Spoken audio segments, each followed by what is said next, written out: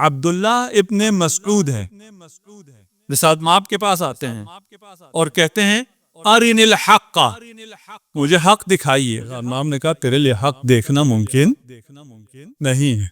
پھر وہ چلا جاتا ہے، ایک جگہ دیکھتا ہے کہ امیر المومنین نماز پڑھ رہے ہیں، اور جب رکوع میں گئے تو امیر المومنین نے یہ ذکر ارشاد فرمایا، اللہم بحق محمد المصطفى عبدک اغفر للخاطئین من شیعتی، تجھے واسطہ محمد مصطفیٰ کا، صلوات پڑھ دیجئے محمد و آل محمد، میرے شیعوں میں جو خطا کار ہیں ان کی مغفرت فرما۔ دعائے علی قبول ہوگی یا نہیں ہوگی؟ جی، جب ہر نماز میں دعا کر رہے ہیں، رکوع اور سجود میں آپ کے لیے دعا کر رہے ہیں، قبول ہوگی یا نہیں ہوگی؟ قبول ہوگی۔ کس کے لیے دعا کر رہے ہیں؟ للخاطئین من شیعتی۔ اچھا، اصحاب کے لیے یہ چیز مشکل تھی، جو اس کو چاہے وہ سب معاف ہو جائیں، اور وہ بھی نبی کا واسطہ دے کر وہ واپس آئے۔ مسجد نبوی میں رسالت مآب نماز پڑھ رہے ہیں، وہ جب آتا ہے عبداللہ ابن زبیر، دیکھا رسالت مآب بھی حالت نماز میں ہیں، جب رکوع میں جاتے ہیں تو پھر کیا ذکر ہے؟ اللہم بحق علی ابن ابی طالب اغفر للخاطئین من امتی، اے اللہ تجھے علی کا واسطہ میری امت کے خطا کاروں کو بخش دے۔ اب عبداللہ کی حالت خراب ہو گئی، اس میں اضطراب آ گیا کہ یہ کیا، یہ رسول خدا کیا فرما رہے ہیں، وہ علی مرتضیٰ کیا فرما رہے ہیں۔ اس کی یہ حالت دیکھ کر رسالت مآب نے نماز کو جلدی ختم کیا۔ نماز جلدی ختم کرنے کے بعد فرمایا، یا عبداللہ اکفر بعد الایمان،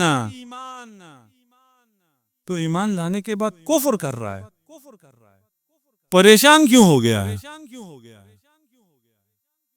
کہا اس لیے کہ مجھے نہیں پتا چلا، آپ علی کا واسطہ دے کے دعا کر رہے ہیں، علی آپ کا واسطہ دے کے دعا کر رہے ہیں، میں یہ نہیں جانتا ایکم اعظم عند اللہ، آپ میں سے اللہ کے نزدیک اعظم کون ہے؟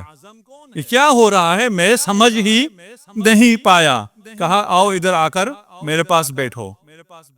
جب بیٹھا تو کہا کہ اللہ نے خلقنی و نور علی، مجھے اور نور علی کو خلق کیا اس کائنات کو خلق کرنے سے 2000 سال پہلے، 2000 سال الہی ہیں، ہمارا سال نہیں ہے، 2000 سال پہلے خلق کیا، اذ لا تسبیح، جب نہ کوئی تسبیح تھی نہ کوئی تحلیل تھی،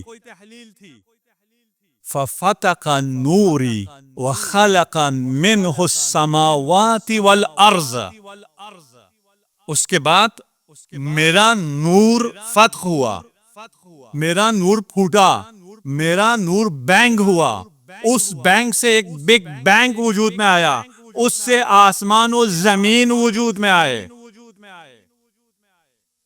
فَأَنَا أَعْظَمْ مِنَ السَّمَاوَاتِ وَالْأَرَضِينَ، میں آسمانوں اور زمینوں سے زیادہ اعظم ہوں۔ اب وقت نہیں رہا، میں آپ کو سائنس کی تھیوری بھی ساتھ ساتھ چلاتا۔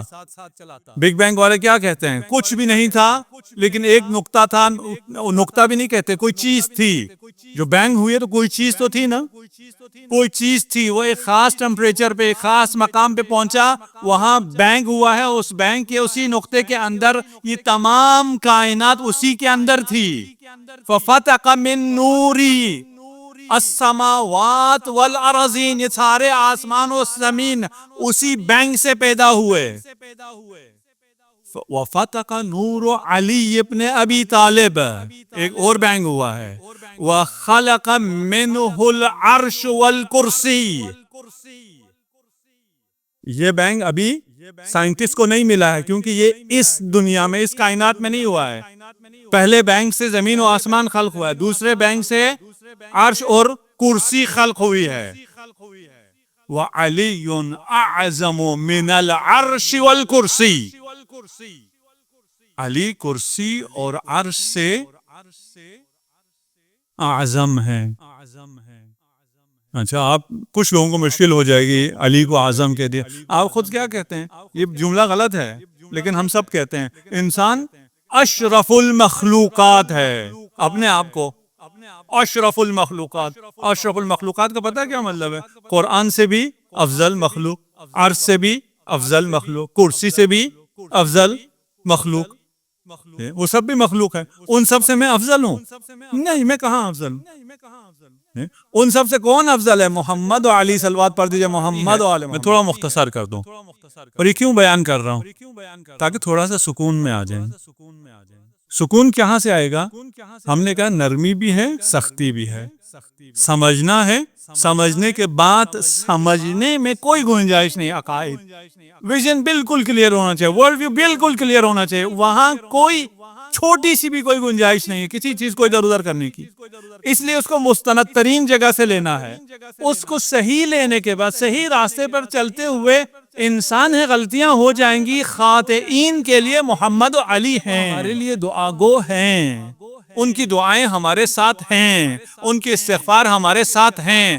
زمین اور آسمان خلق ہو گیا، لوح و کرسی خلق ہو گیا، لیکن زمین و آسمان سب ابھی اندھیرے میں ہیں۔ وَشَّكَ مَلَائِكَةُ السَّمَاءِ، اگر آپ تھیوری کو ساتھ ساتھ اپنے ذہن میں چلائیں تو پھر بگ بینگ کے بعد ڈارک ایج آتا ہے، یہ حدیث اس کے بالکل ساتھ ساتھ چل رہی ہے کہ آسمان کے فرشتوں نے شکایت کی کہ اندھیرا بہت ہے، ڈارک ایج ہے، کوئی لائٹ چاہیے، کوئی روشنی چاہیے۔ اس کے جواب میں جو آسمان کے فرشتوں نے شکایت کی، فَكَلَّمَ اللَّهُ كَلِمَةً خَلَقَ مِنْهُ رُوحٌ وَنُورٌ، اللہ نے ایک کلمہ ارشاد فرمایا، اس کلمے سے ایک روح خلق ہوئی اور ایک نور خلق ہوا، پھر اس روح کو اس نور میں قرار دیا، اسے اپنے عرش کی زینت بنایا، اور اس کے جگمگانے سے